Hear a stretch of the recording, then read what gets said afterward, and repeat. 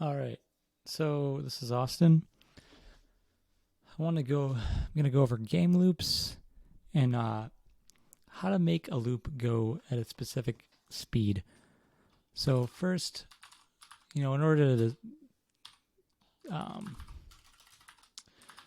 to display this correctly, I'm going to be using SDL because I think it might be the easiest thing to use, at least for me anyways. Something I understand decently.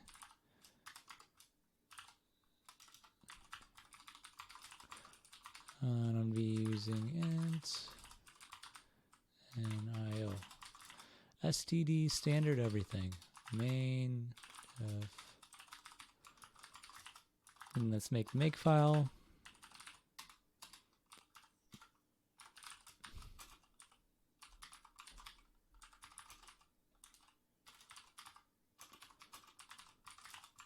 Make, run. All right, looks like it's running.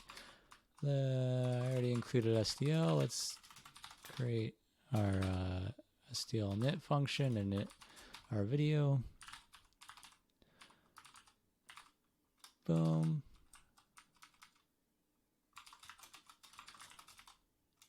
Else print. There's an error.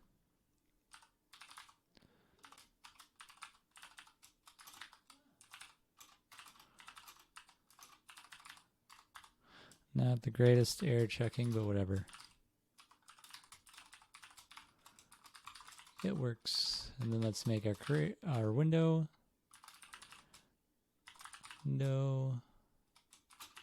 Window. Oh, STL window. A window. Then the name. Then the X and Y value. Let's do 100.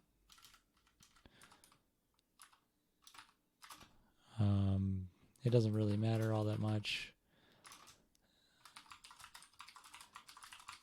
Then just do a simple delay for now. Like 1 maybe.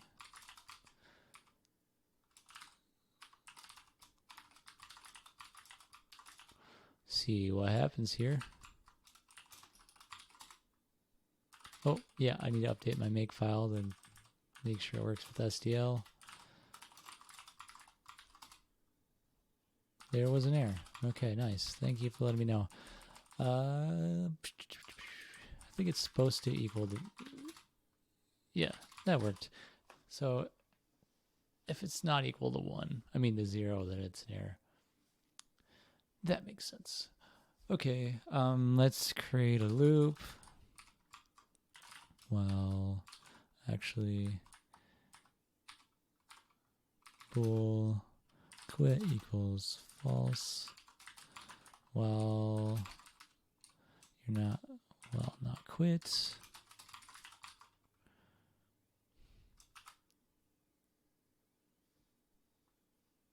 Do stuff. Let's get some events. Just because. Well, steal poll events. Then let's make a switch.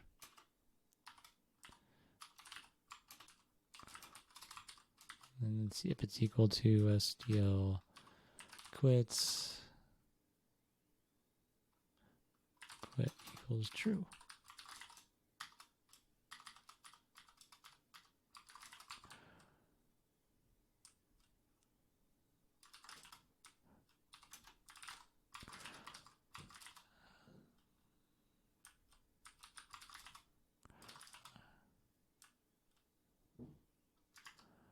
Yeah. Something doesn't seem right here. Why is this a red? Switch. Oh, case. There we go. It's like, I know something's not right there. There we go. So yeah, it's working. And then let's just do like a simple animation just to like show something's happening. Let's make a like a cube go like back and forth throughout the screen. So let's just STL. Let's just update the background first. Draw rect. I think that's what it's called. STL draw rect. Make sure that no, not render. That's not what I want either.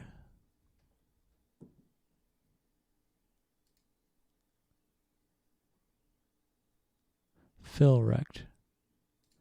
Aha. But I have to get a surface from the STL window. STL. Something about surface.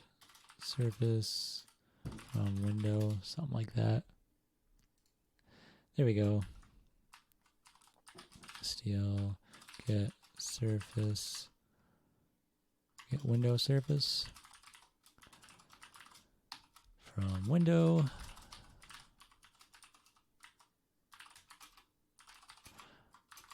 That's our surface. Boom. STL fill rect. What are we going to do? We're going to do this surface. And let's make our rect. Rect. X 0, Y 0. At least starting off. Let's make it 20 by 20, because why not?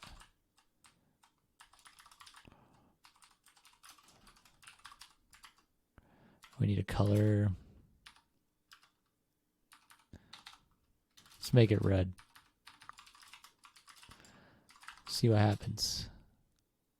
Oh, you know what? I gotta fill the background first. So let's fill the background with black. What is the width? 800 by 800.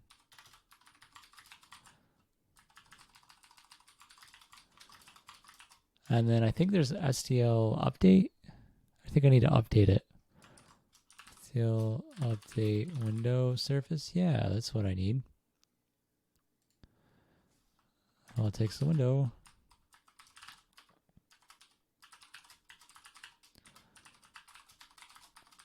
Bada bing, bada boom.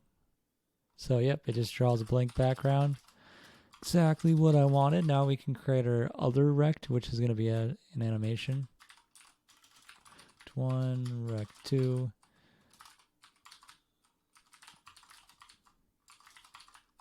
Then while we're moving, rect 2 equals 1. Dot x.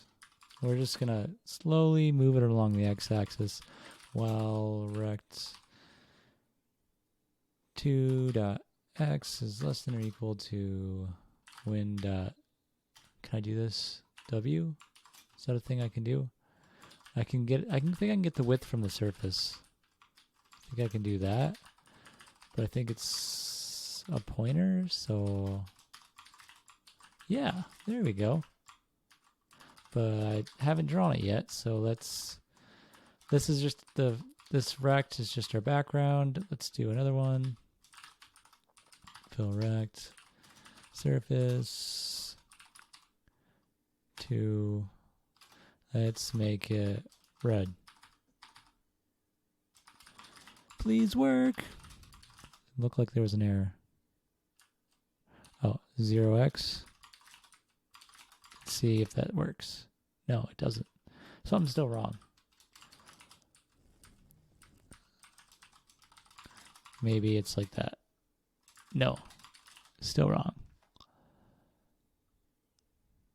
Oh, it's doing the whole screen. Let's make rect 2 like width like 20. It's stuck in this loop. I made this a while loop and not an if statement. I meant to make that an if statement. There we go. All right. But then let's subtract this from 2 dot width. Actually, let's do if rect2.x is equal to rect2 is equal to, yeah. Then we're going to do equals 0. So it's going to keep going through this same loop over and over again. 2 plus equals, wow, what am I doing? So just going to keep going over and over and over and over and over and over. But let's make this happen 60 frames a second, because that's what this is about, right? It's about game loops. So in order to, I'm going to talk about a few things. I'm going to talk about the performance frequency, and I'm going to talk about get ticks, SDL get ticks, and SDL get performance frequency. Let's talk about the performance frequency first. Log, let's make a variable. Uint, I believe it's a 64-bit type for frequency. SDL get performance frequency. Frequency.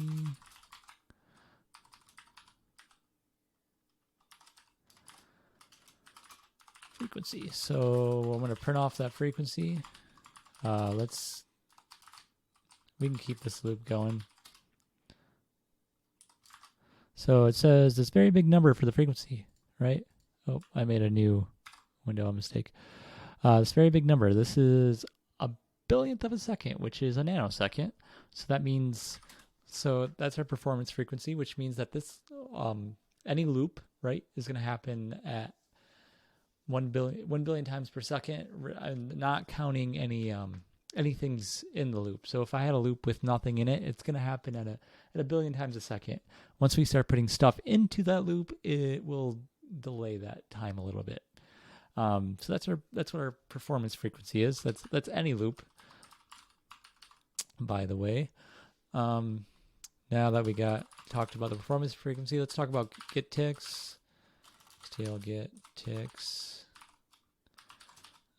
That's going to tell you how many milliseconds have passed by. That's going to be in uint 32 type, 32 bits. Let's do start time and then current time.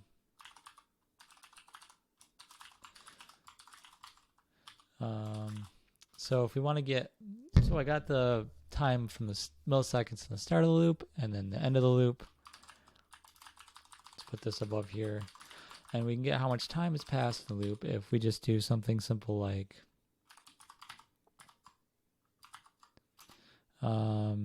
elapsed time, which can equal current time minus start time, right? Makes sense. That's how much time has passed by. It shouldn't really be much. You might not even see anything here if I try to print it off.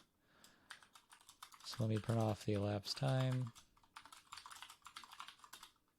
Yeah, didn't do that right. It's 1 millisecond around. It's about a millisecond. But we don't want it to happen. The loop to go 1 millisecond per loop. The frequency to be, well, that'd be 0.0001 of a second. We don't want it to be the frequency to be that. We want it to be 60 times per second. So in order to do something like that, let's set up a variable FPS. This is our target, 60 frames a second. And if we want to get milliseconds per frame, well, we can do something like 1 divided by FPS to get how many seconds per frame, right? And then we can times that by 1,000 to get milliseconds per frame. So let's call this MS, milliseconds per frame. right? So that's our goal, is for that loop to go at MSPF. And if it's not, then we're going to have to do some changes. That's about 17 milliseconds. So if MSPF is greater than elapsed time, which it is if it's 1 millisecond, we want to do an SDL delay by how long? I'm going to do MSPF minus how much time has passed by, and see what happens here. That should, let's print off.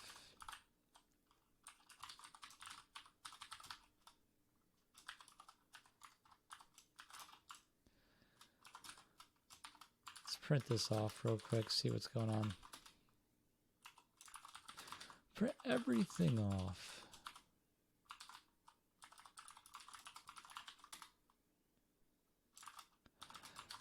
It says it's never greater than, but that's definitely not true. Let's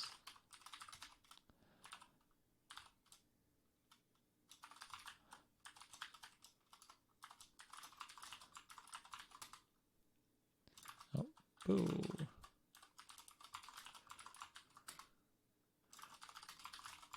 Milliseconds per frame. It says it's equal to 0.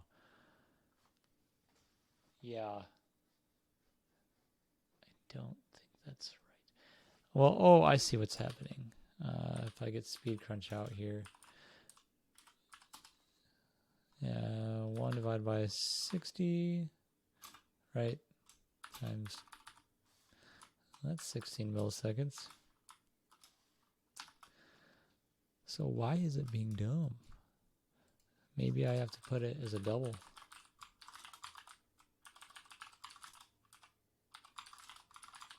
See what it shows now. Still shows 0.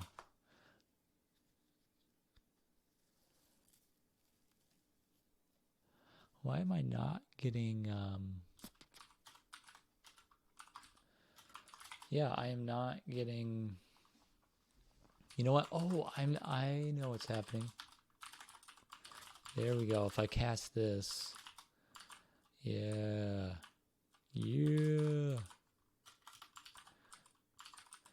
0F. Let's see what happens now. There we go. That looks very strange. It's still not right.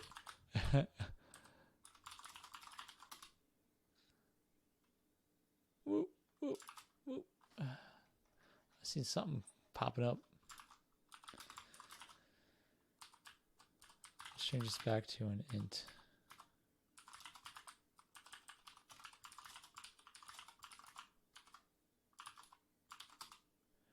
There we go. That's the number we were looking for, baby. Kind of. It's close to the number.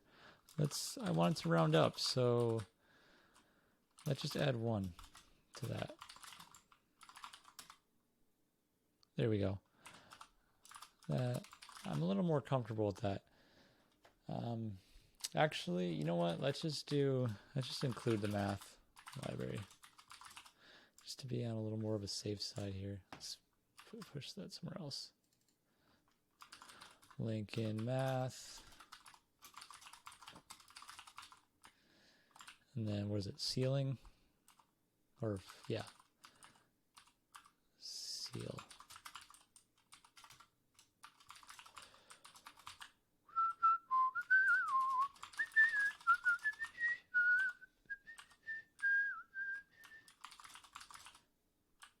What's going on? Invalid expression.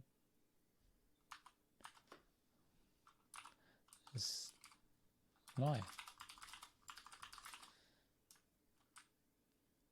Oh, because I do plus nothing. Duh, you can't do plus nothing. Now let's see what it says when I did seal. Okay, 16. That seems a lot more reasonable than what I had before. So yeah, I'm going to use that seal. So I make sure it rounds up. Now that we got that, now it should print off print off something here if the elapsed time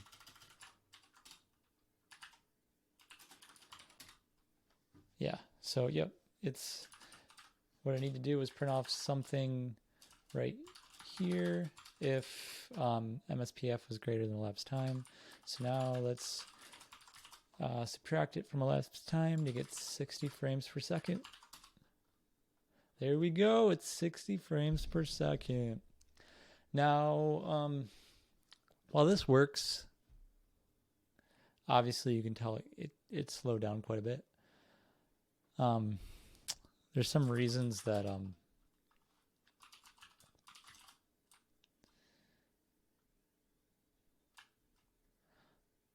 well, here, let me say this.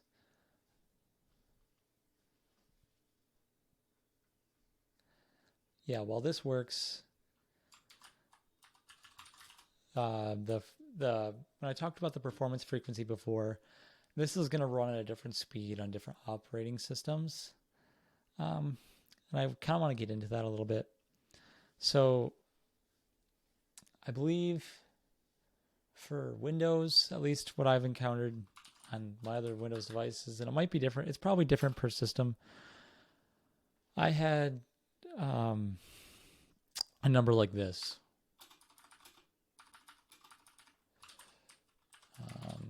It was happening this many times per second, right, for my Windows machine. And on my Linux machine, it was happening this many times per second. So in order to combat that, I could, if I could like add a target, right? So uint 32 type, we want to, our performance frequency, we want it to be the lowest number, right? So let's make it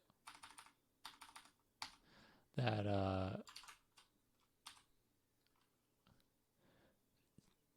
let's call this frequency target.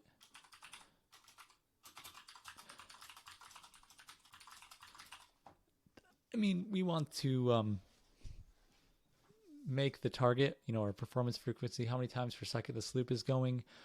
We really want to make it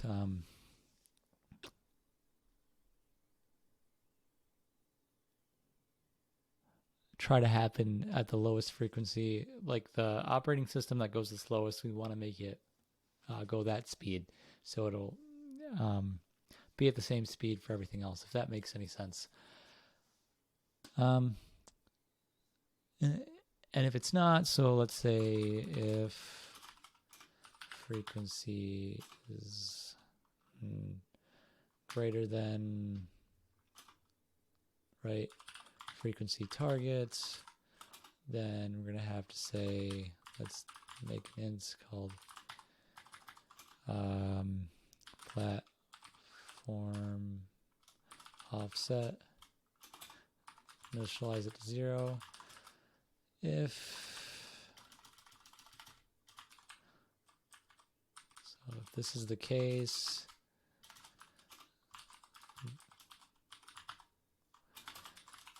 then okay, so if frequency is greater than the target, then we're going to delay by 1, else we're going to delay by 0. And this is in milliseconds, right? So let's add ms in front of it. Hungarian notation somewhat, I guess. Oh, uint 8. There we go. So why did I do 1 millisecond? And that's because technically, if you want to get the difference between, you know, 1 billion minus, what is this, 10, whatever this number is that I don't feel like doing the math for or figuring out right now, it would be, it might be like microseconds, right, of a delay.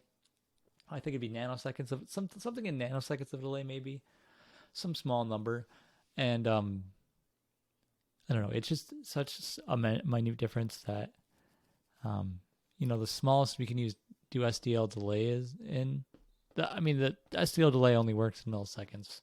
So yeah, so we want to do something like right here plus platform offset.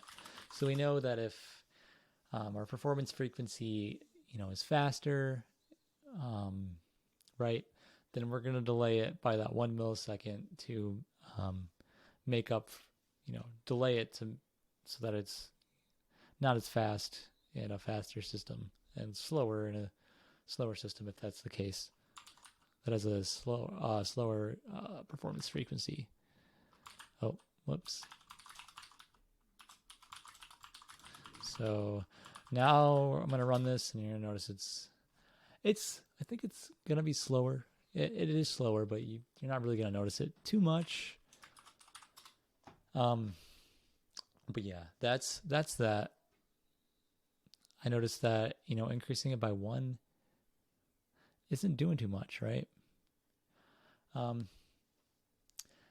that's why, you don't want to update your logic that quickly, right? I mean, this is just to show off, how to delay your loop. But if, when you're updating your character to move, 1 pixel at a time, you don't want it to happen at 60 frames per second. You just want your, frames, you're updating to happen at 60 frames per second, or like, updating your background or updating your images that you're drawing to the screen. You want that to happen at 60 frames per second, but not moving, in X position. But I just did that to just, have an easier time showing what's happening here. So yeah, that's that. A little bit about game loops and the performance frequency and STL get ticks and kind of how to combat that. All right. Hope you enjoyed.